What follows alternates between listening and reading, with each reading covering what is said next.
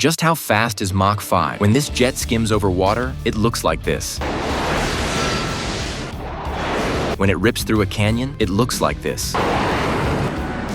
This was the Soviet Union's latest supersonic fighter jet, so new it hadn't even been deployed yet, but American spy Mark had already stolen it. With a maximum range of just 3,000 miles, the jet was still within Soviet airspace when it began flashing low fuel warnings. To conserve energy, Mark dropped altitude and flew just above the water. But it didn't take long before radar picked up a cruiser 140 kilometers ahead. It had already locked onto him with infrared tracking. With too little fuel to change course, Mark had no choice but to head straight for the cruiser. At 25 kilometers out, the jet's radar detected 2 helicopters launching from the ship. Mark immediately fired a missile.